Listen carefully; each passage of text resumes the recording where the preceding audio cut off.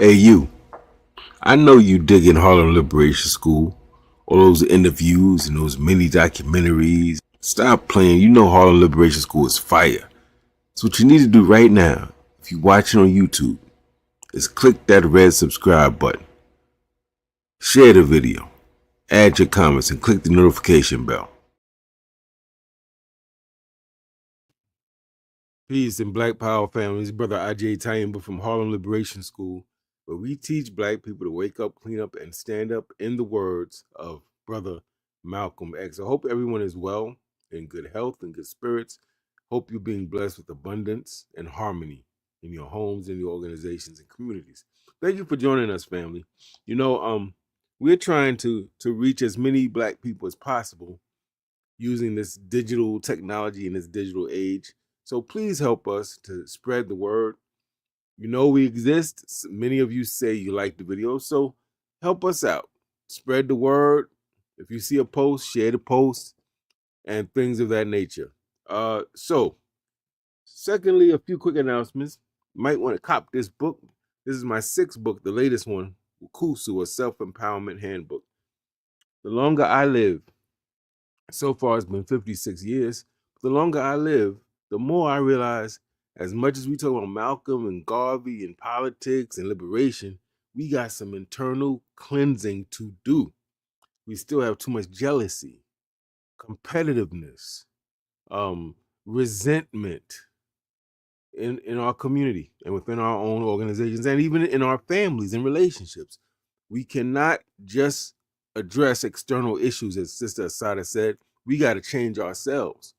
Revolution is not just supposed to make the world better. It's supposed to make us better people, to inhabit the world, to make it better, right? So with that said, family, let me get started. Let me put up what we're talking about tonight so we can be crystal clear.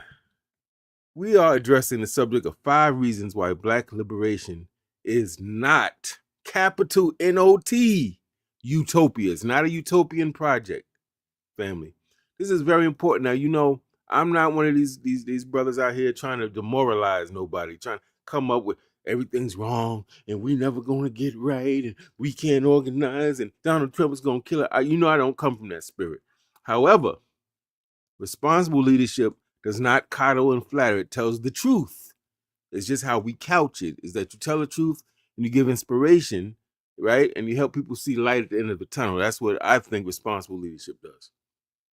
So that said, I want to say, oftentimes, this happens with businesses, people, ideas, organizations. People say, oh, I'm going to do, and I want to do this, and that's great. We know what we want to do.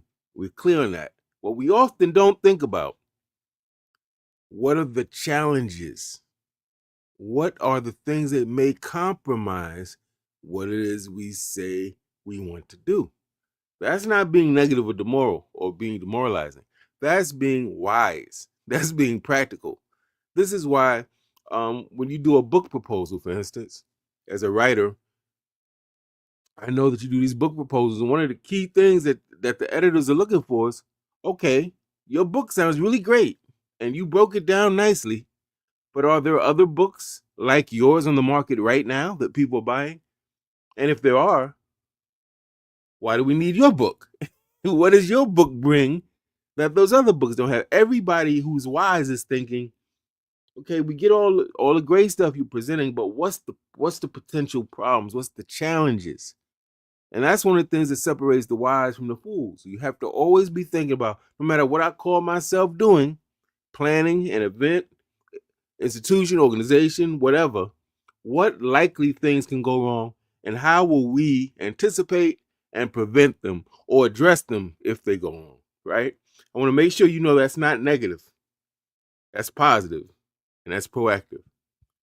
Take a pause for the cause. We got some comments. We got Queen Brenda's in the house. She said, Wukusu. She's welcoming y'all to Harlem Liberation School. And of course, family, definitely join the discussion. Definitely like, subscribe, share the video. You know how we do. We support each other, right? That's what we expect. So that's the energy this is coming from, family.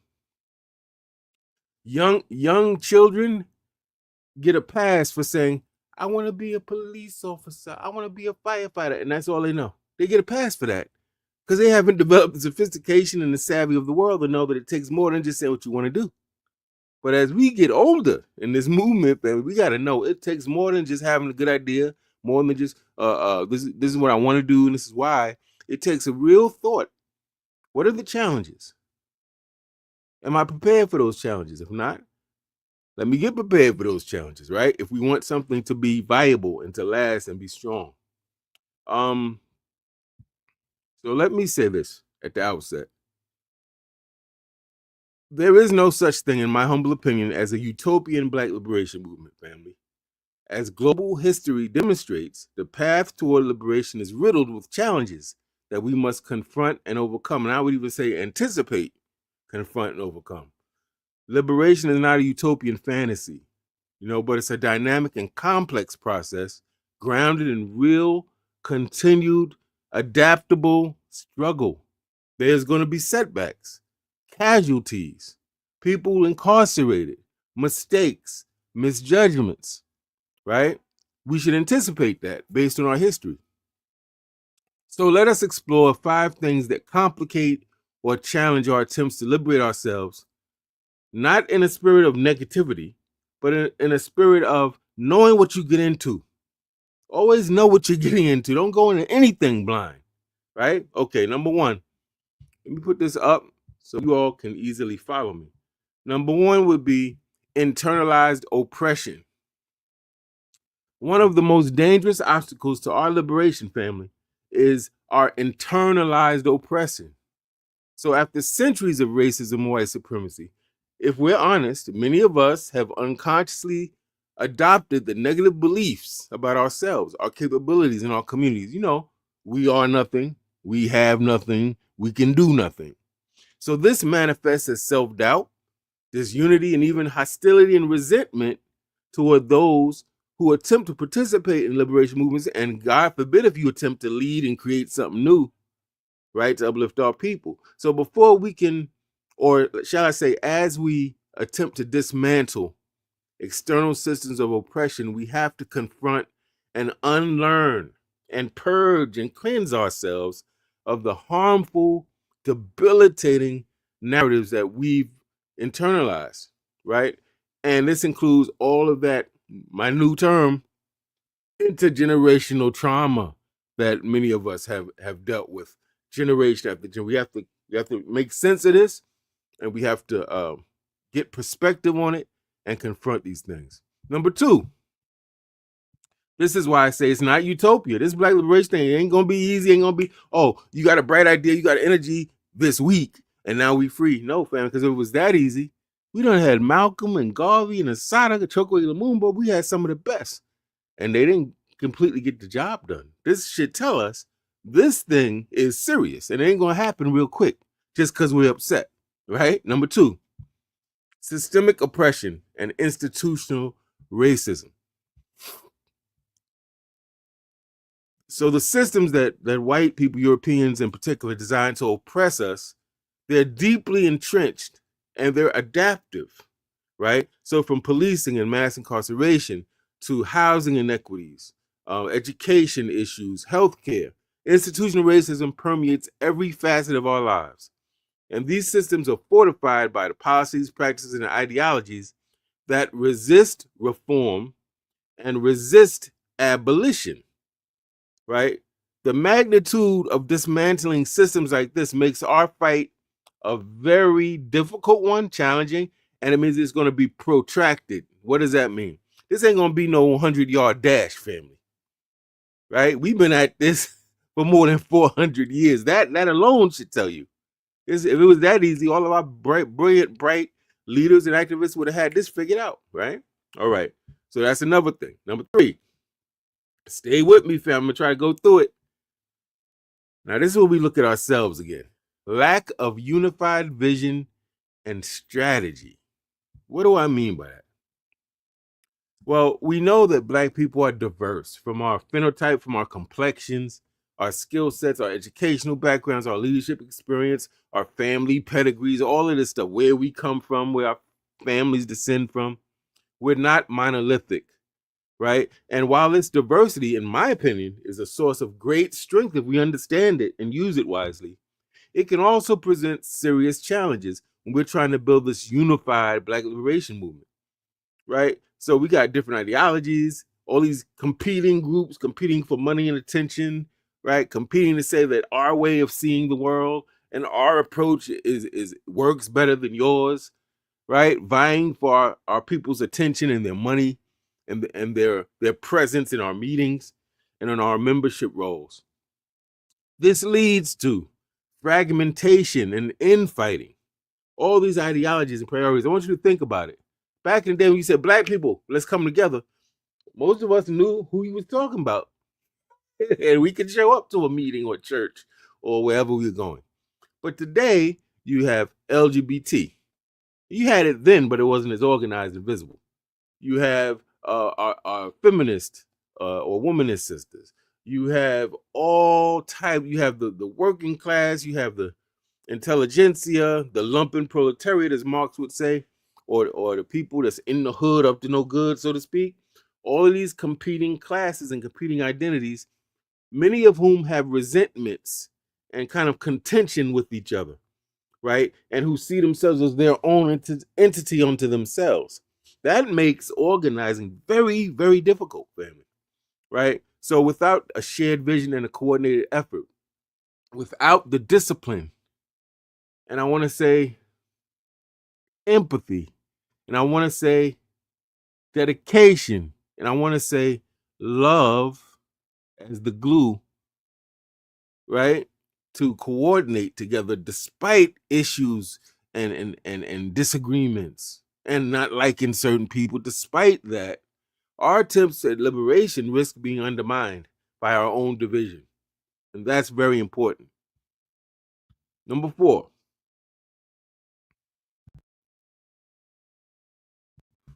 a big one, as are all of these, economic exploitation and dependency.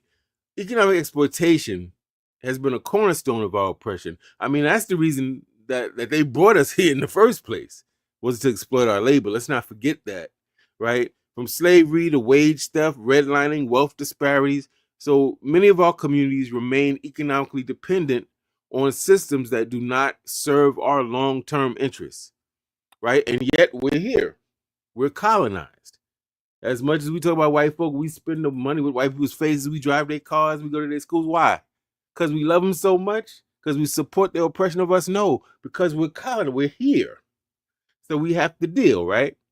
All right. So building self-sufficient economic structures is essential, but that requires a lot of money, education, time, coordination, and many of these things are kept deliberately out of our reach. In other words, the oppressors are doing things to keep these things out of our reach. So this means Black liberation ain't gonna be no picnic, ain't gonna be no cookout, family. It's gonna be a lot of work. There's gonna be a lot of struggle, getting up, doing what needs to be done, being where you're supposed to be when you don't feel like it sometimes, right? I'm gonna stop at number 4. I'm gonna look at some of our comments.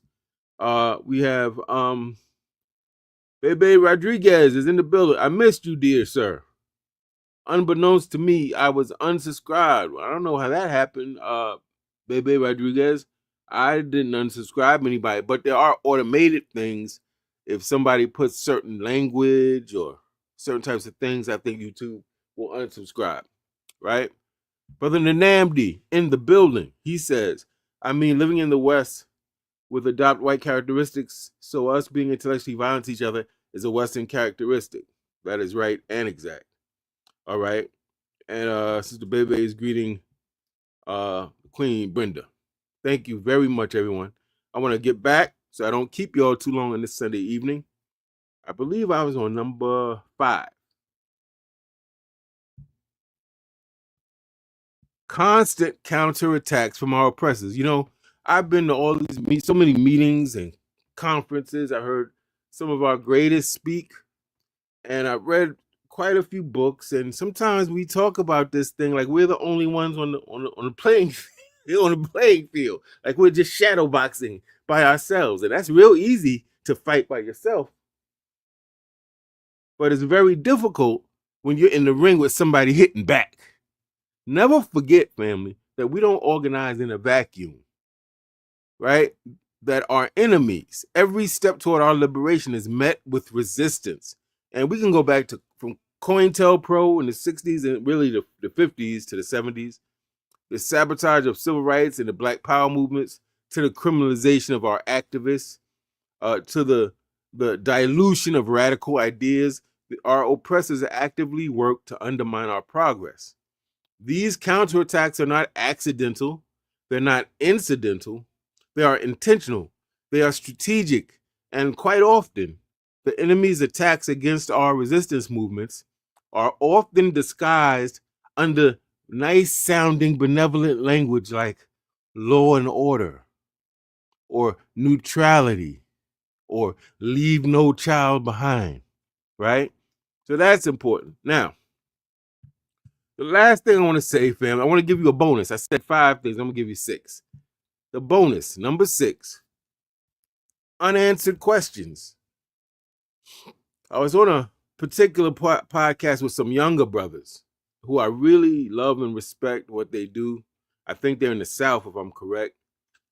But I felt that they might have been a little idealistic and not pragmatic enough about certain things. So we have, for our liberation movement to be viable and to be effective, there's questions we got to ask.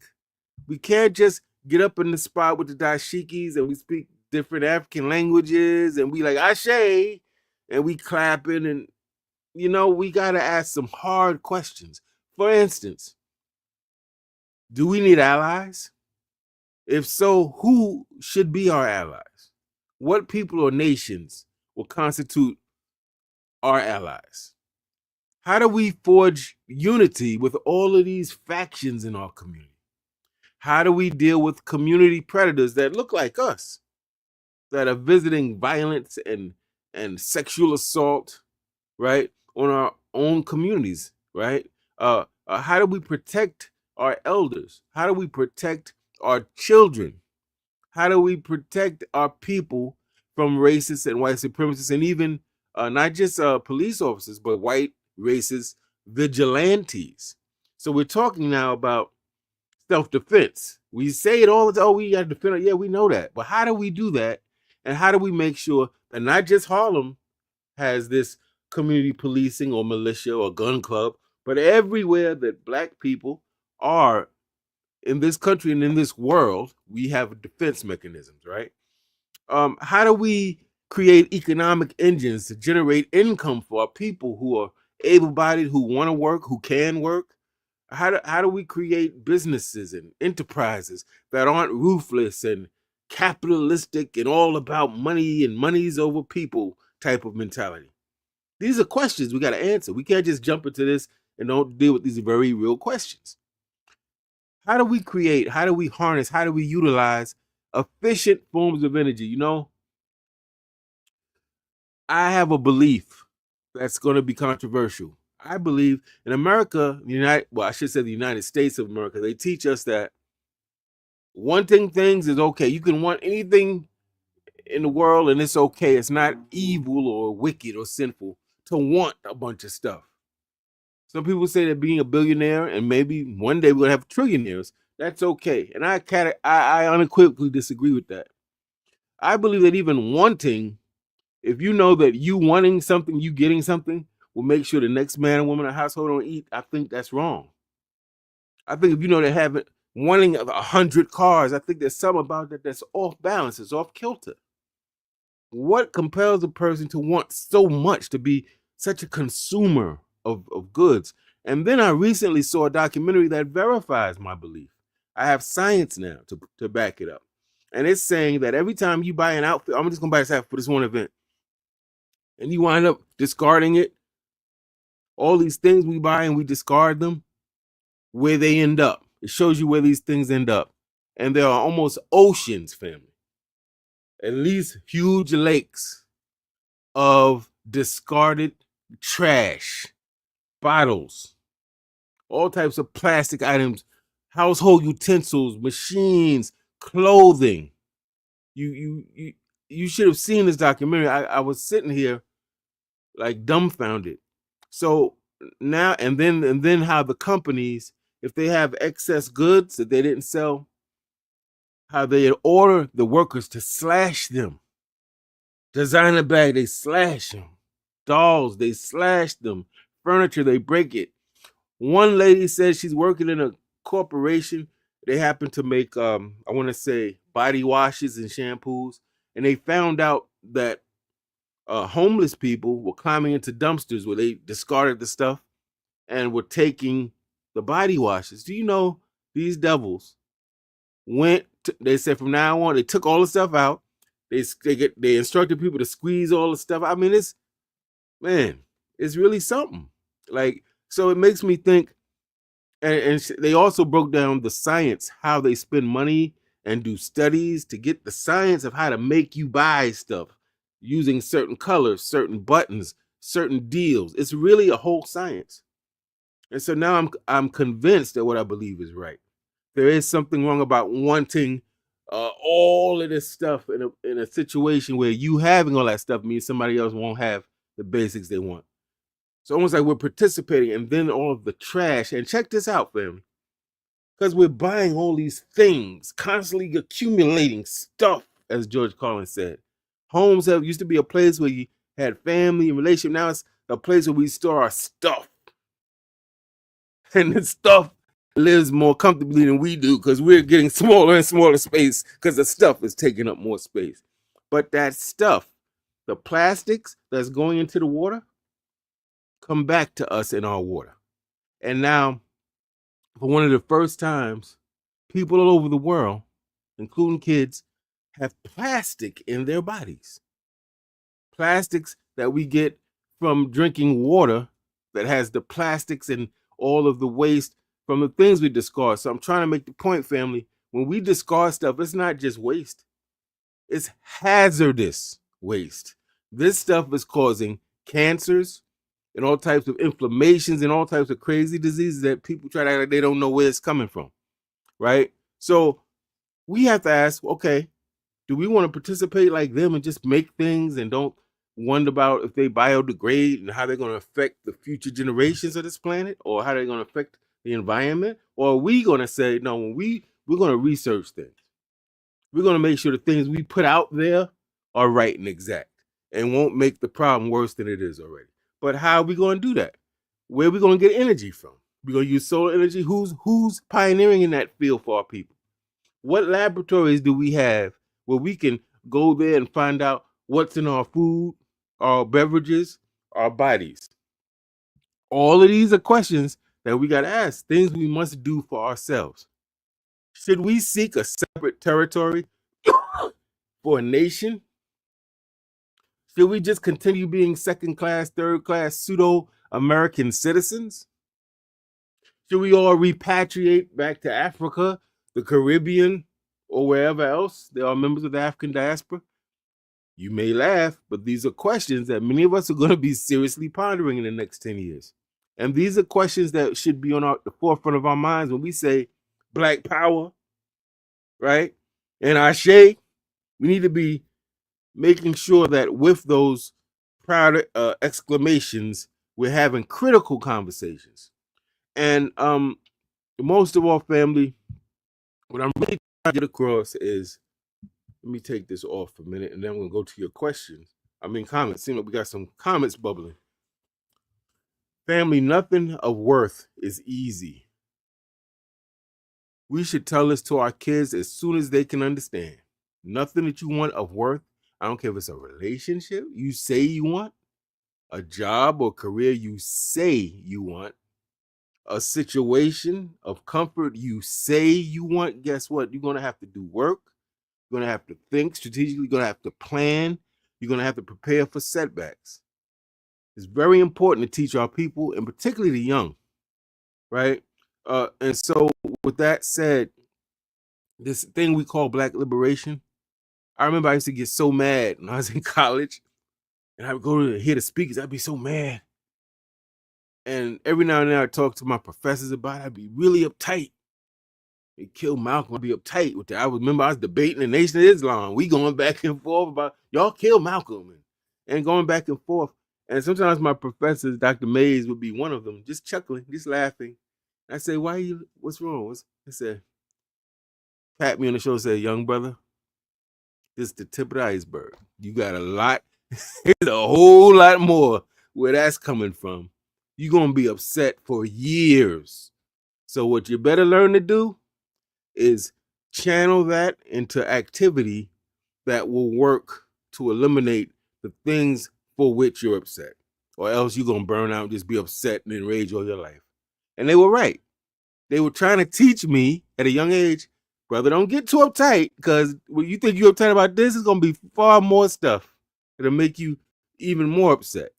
Pace yourself. This is not a sprint, and it's not for the weak of heart and the people that need to do stuff quick. This is a marathon, fam. So you have to be able to do something, that C word, commit, consistency, right? Now let me go to our comments. Oh, we got a bunch of comments. Let's see what we got. All right. What we got?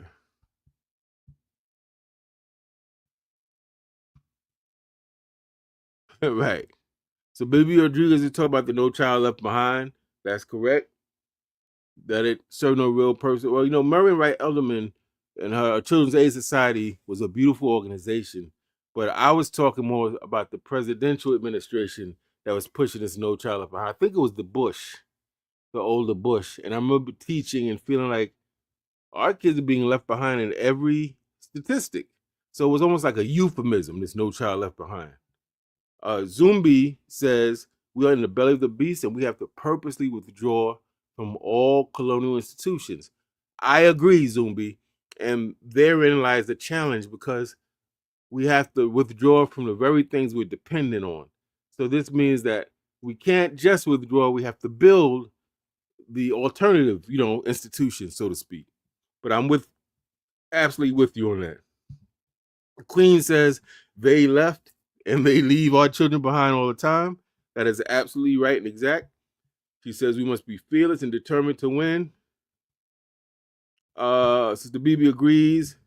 Sister Brenda says, "Wow, I don't know what she's saying wow at about." BB says they learned their lesson. She learned her lesson. Sister Brenda says they not like us. And you got that right. They're not like us. And it's very important, family, that we be real clear on what we're up against and what this is going to take. And it takes a degree of humility. Teach, Baba. Uh-oh. Go ahead, Queen. Thank you for your support. We have to be really humble. Whenever we getting tight and we saying what we got to do, always assume there's somebody just as bright as you, if not more brighter and more experienced, that is doing what you're talking about. And always assume that that's very difficult, what they're doing. They probably like support, they probably like promotion, and they probably got a whole bunch of white folk and Negroes working to make sure what they're doing is not successful in getting out there. Also assume that people like us, before we were even thought about, before our great great grandparents were even born, were fighting this fight on this same battlefield. And so we figured some of this out, I think, in the year 2024. We haven't figured it all out. And it takes a level of humility to be able to say, yeah, I'm mad. And I know my father was bad. And his father was mad. And guess what? His father and his father was mad. And they all, in their different ways, I think, tried to do something. But understand that it's a protracted struggle. It's going to take a minute.